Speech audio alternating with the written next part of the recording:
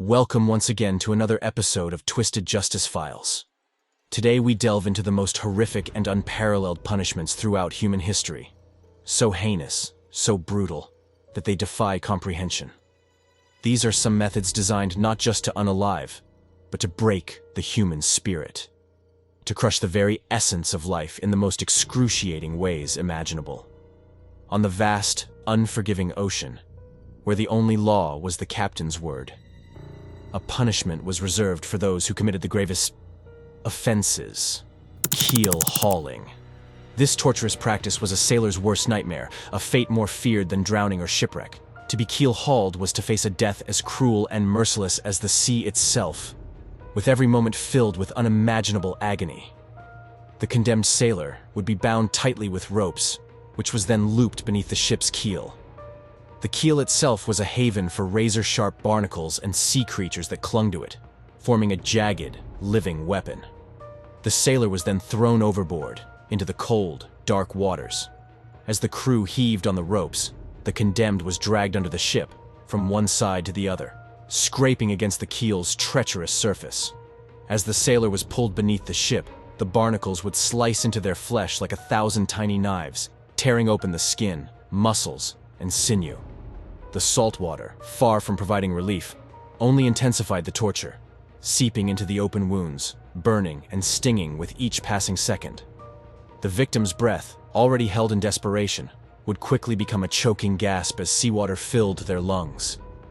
Their bodies would be a patchwork of scars, their minds haunted by the memory of the water closing in, the suffocating darkness, and the relentless tearing of the barnacles.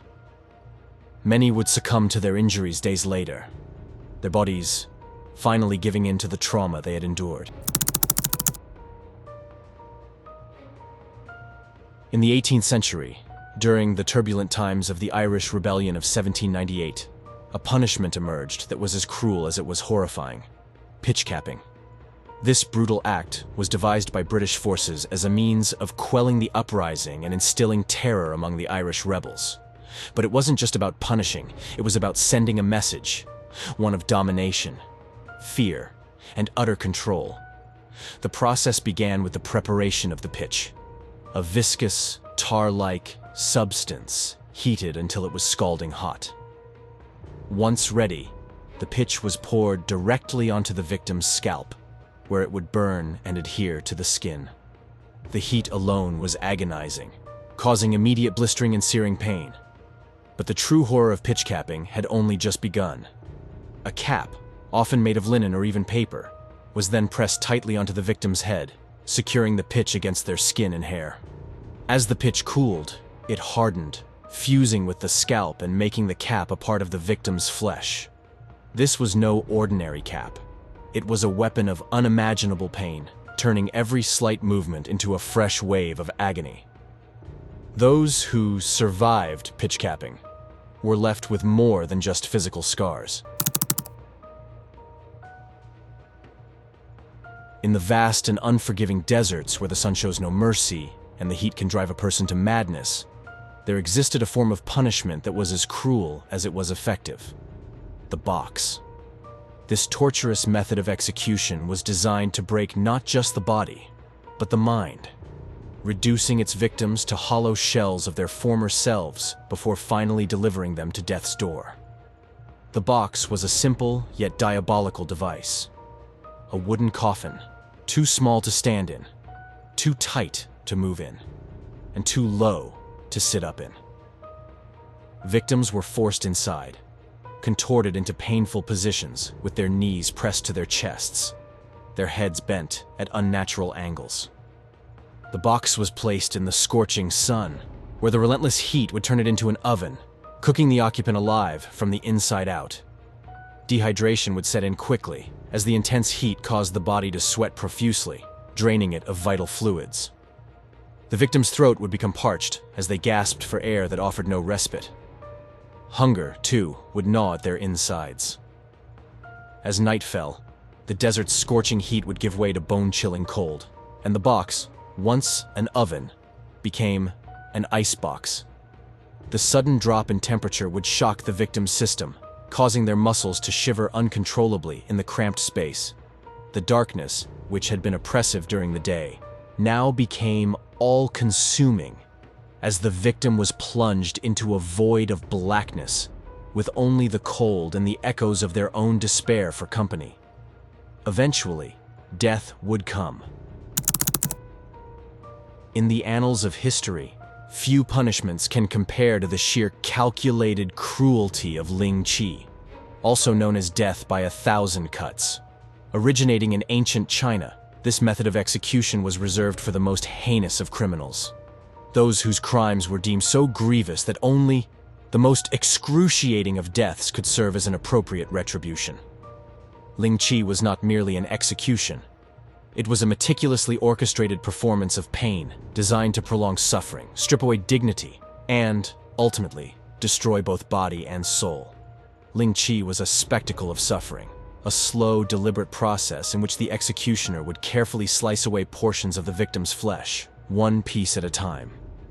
Each cut was calculated, designed to inflict maximum pain while keeping the victim alive and conscious for as long as possible.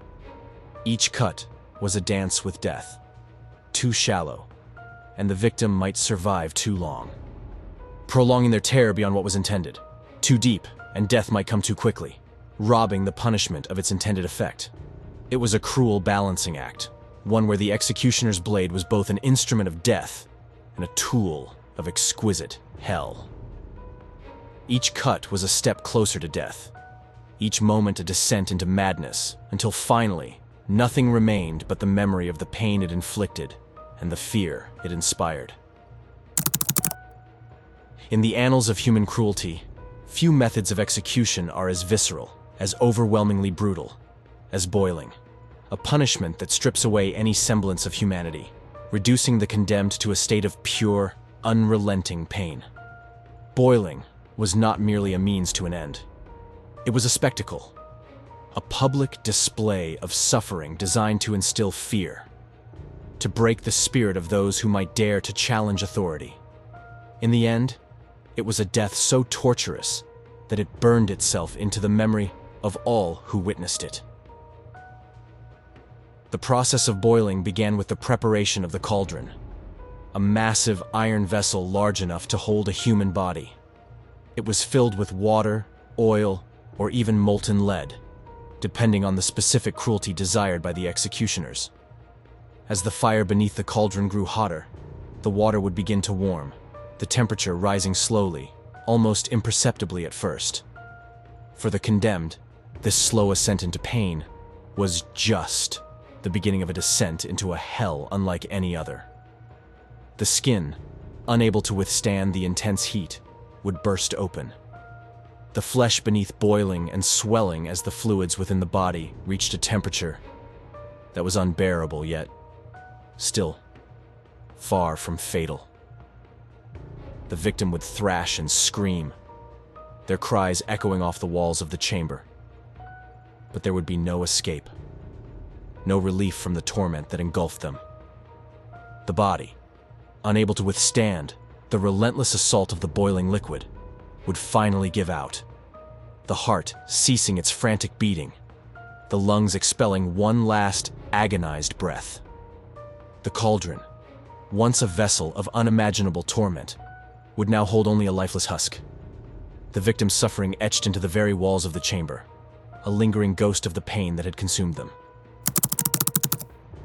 And finally, in the darkest corners of human cruelty, few punishments are as harrowing, as utterly soul-crushing, as burying alive. A method of execution that transforms the grave into a living nightmare, where the condemned is forced to confront the ultimate horror of entombment while still breathing, still aware. Burying alive is not just a death sentence. It is a descent into psychological torment, a trial that strips away hope and plunges the victim into a suffocating claustrophobic abyss. As the pit grew deeper, the reality of the punishment began to set in. The victim, facing a fate that was as inescapable as it was terrifying, would be lowered into this living tomb, their fate sealed by the weight of the earth above. As the dirt was shoveled in, The sense of suffocation would grow more intense. The victims' cries for mercy would be swallowed by the earth, their pleas for release lost in the deafening silence of their grave. The claustrophobia, the isolation, the awareness of their impending death, all would combine to create a living hell within the earth. Death would come not as a swift release, but as a slow, suffocating embrace, a final, crushing blow that would end their torment, but leave behind the haunting memory of their suffering. These are the darkest punishments throughout human history. Methods that not only ended lives, but shattered souls. A reminder of the depths of cruelty that humanity is capable of. Here, on Twisted Justice Files, we reveal the nightmares that history tried to forget,